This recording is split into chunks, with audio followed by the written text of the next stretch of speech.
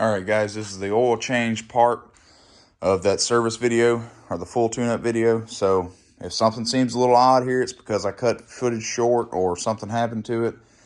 But just know that this is where I'm starting out at. So let's dive into it. I've got the oil pan under there draining the trans fluid. So if something just seems a little off, like I'm doing more than I'm supposed to be doing, just know it's because I'm filming like 6 different videos with this in this one couple of hours. So just wanted to get that out there. And I'm putting some Valvoline full synthetic 530 and the engine oil. This is the Wix filter. And I actually think they make a little bit shorter filter, which is the 51358 XP, but it was like 20 bucks for the filter and this one was like 10. It's just a little bit tighter fit with the turbo because the turbo is right there next to the oil filter, and it's kind of a pain in the butt getting this changed out. It's not a big deal. It's kind of hard getting it tightened all the way. You may notice after you change your oil, it'll leak a little bit. And that's because it's just unless you've got a special socket, which I thought I had one in the shop somewhere. But, oh, right here. Let's check and see if this is, yeah, man, I've got so much stuff to clean up in here. I'm just stepping on everything. Let's see if this is, look at there. Perfect fit. Yeah, this will help out a lot. You can get your ratchet in there, tighten it up, untighten it, this, that, and the other. If you do have a warranty through Polaris, you don't want to use this. You want to use go to your local dealership and get all of your parts or your oil changes and air filters and spark plugs, because they'll void your warranty for having, Valvoline gear oil or Mobil 1 oil or anything like that other than air fluids in there. They're not, those fluids are not the best. They're far from it, which is why I don't use them. And there's arguments that goes on for days out there on the internet you can check out, but there's research and facts to back up that the Polaris just uses the cheapest oil they can get their hands on. So with that being said, we're going to get back into it. All right. So I know on the 2-seaters, it was easier for me to go through that back access. But on this one right here, it's looking like this way right here is going to be the best way to go. And this oil filter's right in here. Let's see if I can get you up in there real quick. Turn my flashlight on. There we go. Okay, now I don't know if I'm going to be able to show me getting this off. That turbo's really hot now. We're going to go back in here and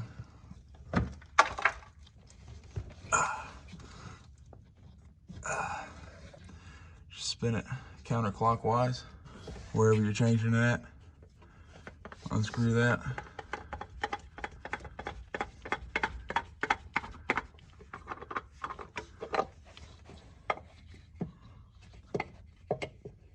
Shimmy it out of there.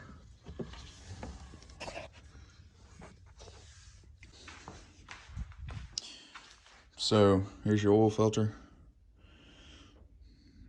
Stock part number. You'll have to turn it upside down if you want. 2520799. So you can see how dark that oil is. Definitely time for an oil change. So we're gonna compare that to the Wix filter. You can see that Wix filter is just a tad bit longer. That's why I think that XP filter is for the Wix XP is for the turbos, but same inlet and everything. So yeah, we're gonna slap that bad boy back on.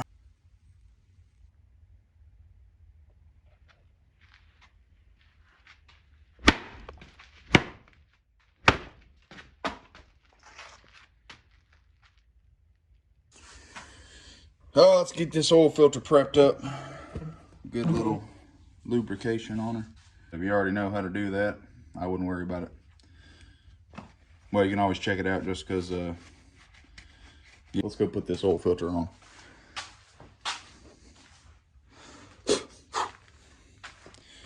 Cut the flash on. Gonna take this out. Go back in here. That's where you're aiming for right there. Gotta get your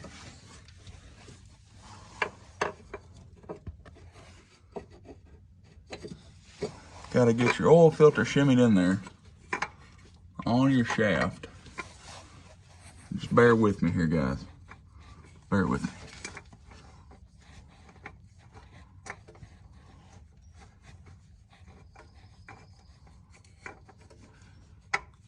There you go. You've got to have that right angle or this thing will never go on there. I fought with my old one for probably an hour one day just trying to get this oil filter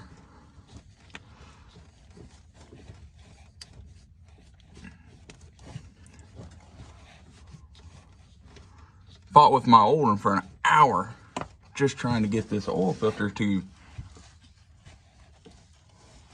All right.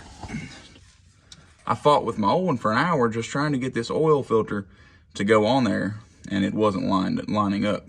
So, got to make sure you line that up. And yeah.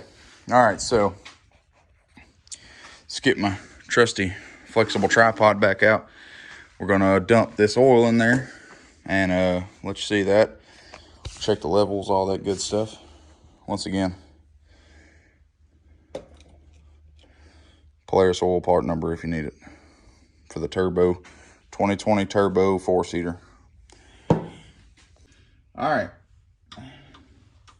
Tell you right now, this damn drain bolt's in here tight. It'd be a shame if I bought this, and the reason it didn't have an oil change is because there was something messed up with the drain plug.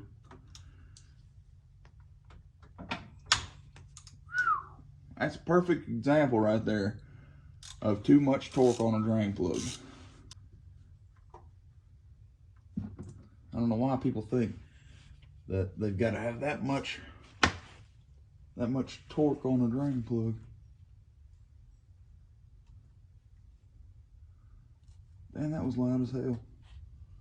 What the hell that was.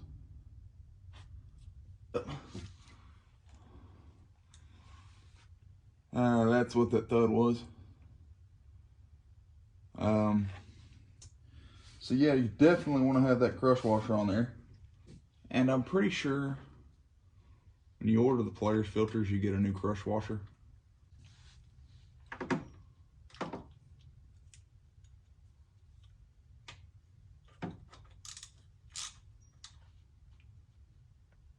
Tighten her just a little bit. And we'll go add the oil. Grab my trusty funnel. Let's take this over to the last time I done this. We're not even going to talk about that.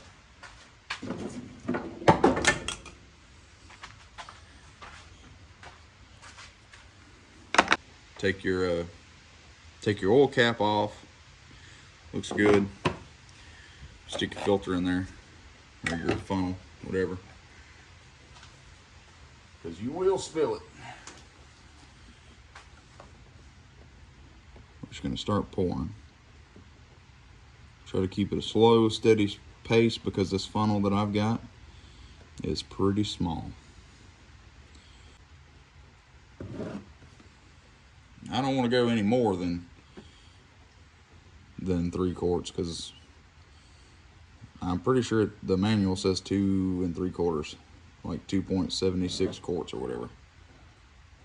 So see where we're at. I'm gonna dump just a little bit more in there.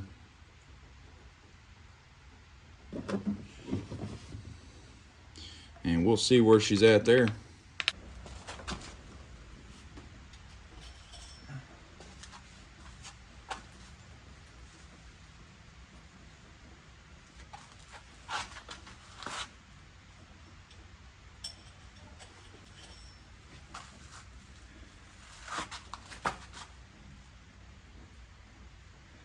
So we are a little above the safe side. So safe for cranking it up. So that's what we're gonna do. Cycle it over a little bit. And we'll move on to the front diff.